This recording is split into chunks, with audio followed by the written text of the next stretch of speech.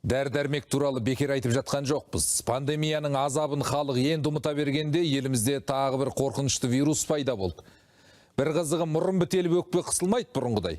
Бірақ дене қызуы түспей күйдіреді. Әсіресе балалар арасында кеңінен тарап жатыр. Ал емдеуге келгенде бір Астана қаласының өзінде ауруханада науқас қабылдайтын орын жоқ. Қызуы қайтпаған құлынын қолдағымен қалқалап, ауруынан айықтырмаққа тырысқан ананың бар үміті дәрі-дәрмекте. Өйткені ауруханада орын жоқ деп дәрігерлер үйіне қайтарып жіберген. Тек Әсия ғана емес, дәрменсіз жатқан ұл қызын құшақтап жеткен ата-аналар сағаттап кезекте тұрған сол күні.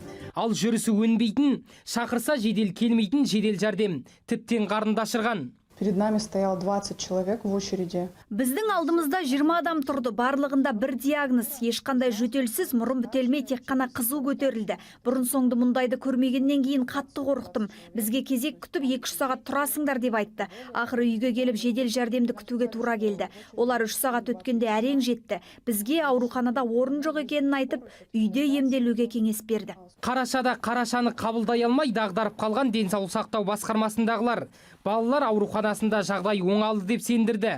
Ал бүлдіршіндердің қызуын көтеріп, ата-аналарды зәрезап қылған ауру қарапайым тұмау екен. Дәрігерлер жыл сайынғы эпидемиологиялық маусымға тап келдік. Қорқатындай дәнеңе жоқ деп қорытты. Интоксикациялық кезең синдромдар 5 күнге дейін, бір аптаға дейін көтерілуі мүмкін.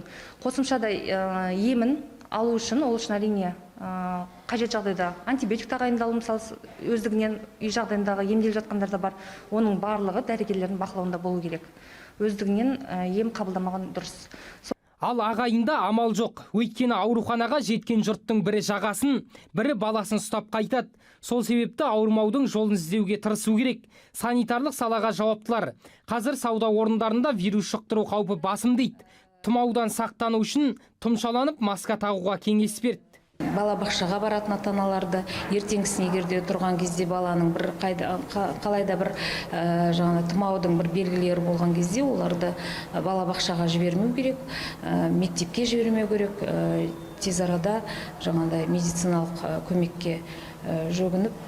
Елдің есін екеу түсін төртеу еткен вирустан сескенудің қажет жоқ деп дәрігерлер басып айтты осылай. Ал басқармадағылар болса эпидемиологиялық маусымға дайынбыз деп мардымсып отыр. Бүгінде инфекциямен тіресудің жалғыз жолы вакцина салдыру екен.